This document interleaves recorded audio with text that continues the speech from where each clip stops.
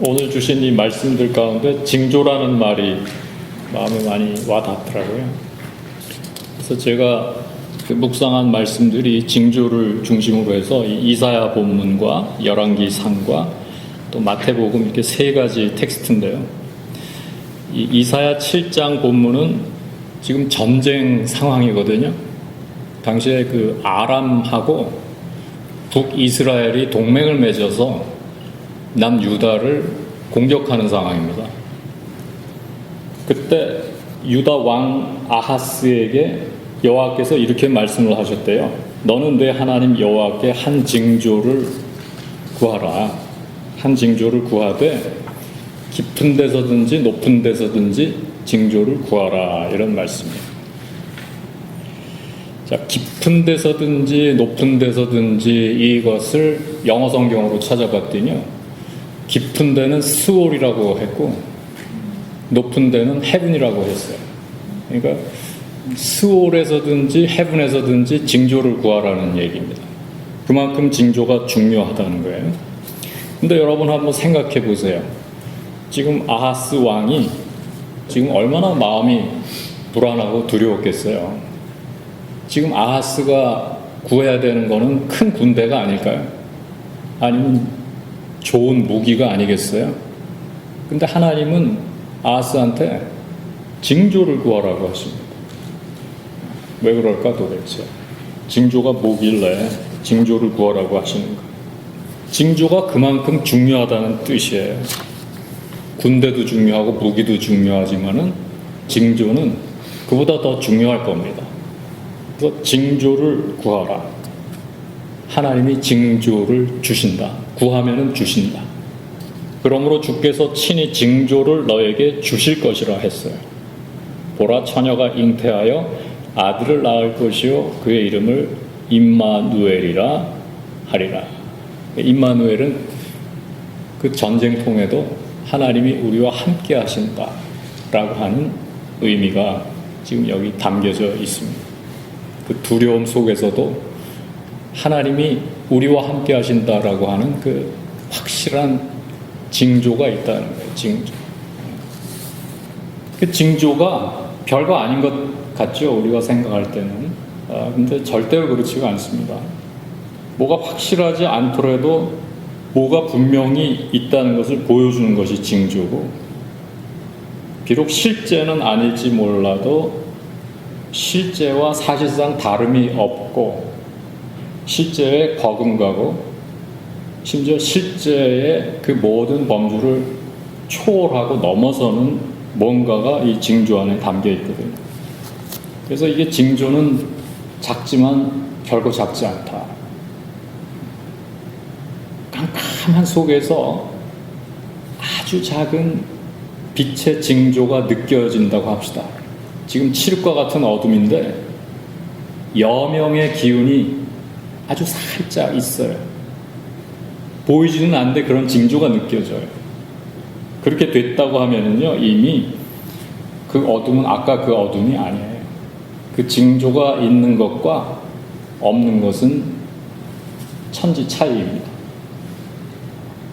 힐끗 보여주시는 그 세계가 그 모든 어둠을 이길 수 있는 힘을 허락해 준다. 그래서 징조가 그 무엇보다도 어쩌면 더 중요한지 모르겠어요. 하나님은 징조의 하나님이시다. 징조로 말씀하신다. 이 두 번째 그 열왕기상 본문에서도 징조가 얼마나 중요한 것인지 느꼈습니다.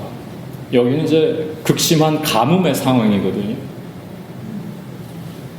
너무 오랫동안 비가 안 와서 땅이 쫙쫙 갈라져 있는 상황이에요.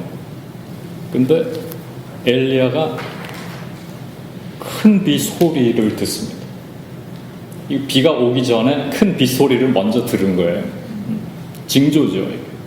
그러면서 왕에게 전언하기를 올라가서 먹고 마시소서 큰 빗소리가 있나이다. 그러니까 엘리야 선지자한테는 비가 오기도 전에 빗소리라고 하는 어떤 징조가 있었던 것 같아요. 그리고 그것으로도 충분했습니다. 앞으로 상황이 어떻게 될지를 딱 간파한 거예요. 올라가서 먹고 마시고. 그리고 나서 엘리야가 갈멜산 꼭대기로 올라가서 땅에 꿇어 엎드려 그의 얼굴을 무릎 사이에 넣고 그의 사환에게 이르되 올라가 바다 쪽을 바라보라, 이렇게 얘기를 했습니다. 사환이 가서 보고 아무것도 없다고 대답을 하니까 이르되 7번까지 다시 가라, 이렇게 얘기를 합니다. 이게 뭐예요 지금? 엘리야가 징조를 구하고 있는 것 같아요. 그러니까 지금 가뭄의 상황에서 엘리야가 기다리는 것은 징조입니다. 징조. 비가 아니라 징조예요. 그래서 7번까지 다시 가라. 이걸 다시 말하면 징조가 보일 때까지 계속 가라는 거예요. 그리고 그는 징조가 보일 때까지 계속 기도를 합니다. 우리가 보통 기도 그렇게 안 하죠.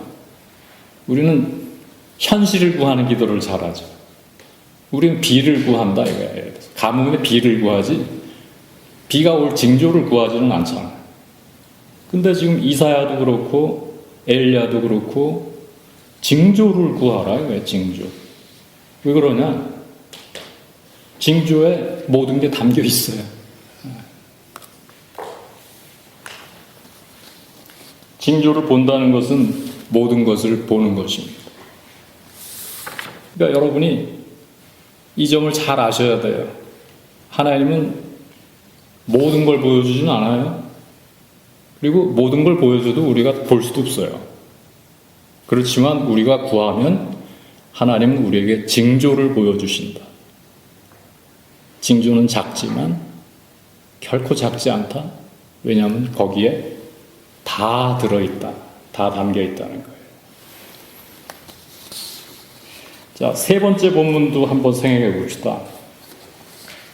이것도 굉장히 어려운 상황이에요.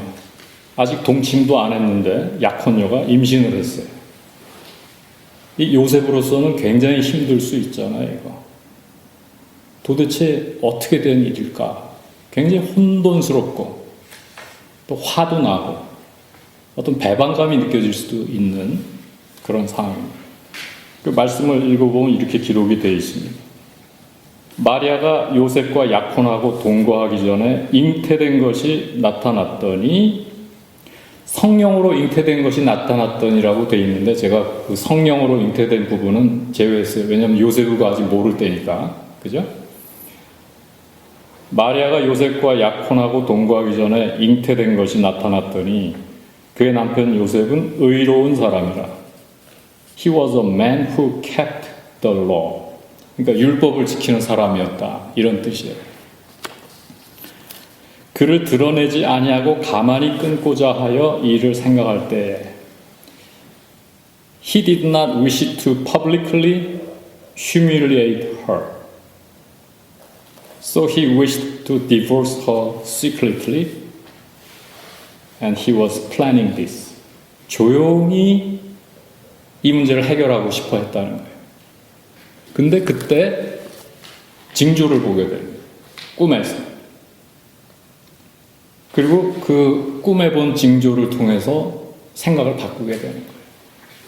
우리가 뭐 아무나 이럴 수 있겠다 그렇게 오해하기 쉬운데 절대 그렇지 않습니다. 요셉은 깊은 믿음의 사람인 것 같아요.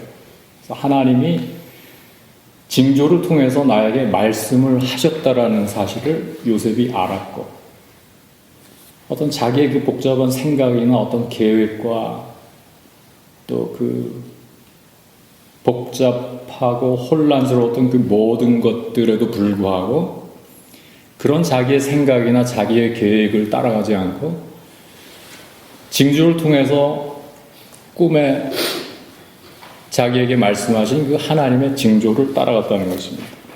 그러니까 이 징조가 확실하지는 않아요. 아주 미세해요, 이게. 그리고 여전히 우리는 그를 통해서도 흔들릴 수가 있는데, 그러나 거부할 수 없는 뭔가가 담겨 있어요. 하나님이 주시는 이 징조에는. 하나님의 뜻이 이거다라고 하는 무시할 수 없는 뭔가가 있단 말이에요. 그 징조 안에. 그러니까 요셉은 그거를 아는 사람이었기 때문에 절대로 그거를 모른 채 할 수도 없었고 회피할 수도 없었고 가릴 수 없었던 겁니다. 그냥 지나칠 수 없었고. 그래서 징조 안에서 하나님의 뜻이 무엇인지를 읽은 거예요. 요셉. 그리고 순종을 한 겁니다. 여러분 삶에도 하나님이 이렇게 징조를 보여주셔요. 이미 여러 번 아마 보여주셨을 거라고 생각해요. 저도 마찬가지였어요. 근데 이게 하나님께서 지금 나에게 주시는 말씀이라고 여겨질 때는요, 여러분 그 징조는 굉장히 중요합니다. 그게 무엇이든지. 하나님은 징조의 하나님이다. 다 보여주지는 않아도 징조를 통해서 충분히 보여주시고 그 안에 이미 다 들어있다. 우리는 그 징조를 읽어낼 수 있는 믿음의 사람이 되어야 되겠다.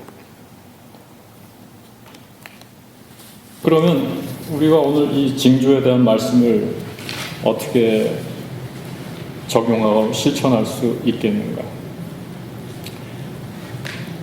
여러분들도 모두 여러 가지 어려운 상황들이 아마 있으실 거예요. 두렵고 떨리고 불안하고 메마르고 화도 나고 모든 것이 혼돈되는 그 모든 상황들 속에서 우리가 먼저 구해야 될 것이 있는데 그것이 바로 징조다. 우리가 어떤 현실을 구하기에 앞서서 하나님께 먼저 구해야 될 것이 있는데 그게 징조다. 징조를 구하라. 그럼 하나님이 징조를 보여주실 것이다. 그리고 그 징조를 볼 수 있는 또 눈을 우리가 구해야 되겠어요. 근데 이 징조는 아무나 볼 수 있는 건 아닙니다. 마치 공해가 많을 때 그 하늘의 별들이 안 보이는 것처럼 우리가 하나님께서 우리에게 어떤 징조를 주실 때 그것을 깨닫고 또 알아보기 위해서는 청명함, 맑음이 필요한 거예요. 우리가 회복을 해야 될 것이 바로 그것이다. 혼탁하고 뭔가 복잡하고 뭐가 비본질적인 것들로 가득할 때 하나님이 우리에게 징조로 다 보여주시지만 우리는 알아볼 수가 없다. 꿰뚫어 볼 수가 없다.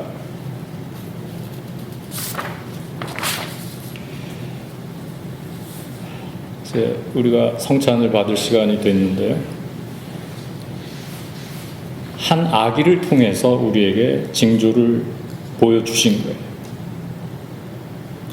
이 성찬을 통해서 지금도 하나님께서 이 아기를 통해서 우리와 함께 하고 계시다는 징조를 주셨는데 이 아기야말로 징조를 보는 눈을 가진 아기. 우리가 그 아기를 잘 모셔드리자. 그걸 그렇게 듣고 보고도 먹통이요 깜깜하던 우리가 이 아기를 통해서 하나님이 우리에게 징조를 통해 말씀하실 때 그 아이 안에서 그 아이와 더불어서 그 아이와 함께 볼 수 있게 돼. 그 징조에 담긴 그 모든 뜻을 읽어내게 돼. 그래서 그 주의 뜻을 온전히 깨닫고 하나님이 이루고자 하시는 그 모든 일들과 계획과 뜻과 열매들이 저와 여러분 안에 풍성하게 되기를 기도합니다. 주신 말씀 기억하며 성찬을 받읍시다.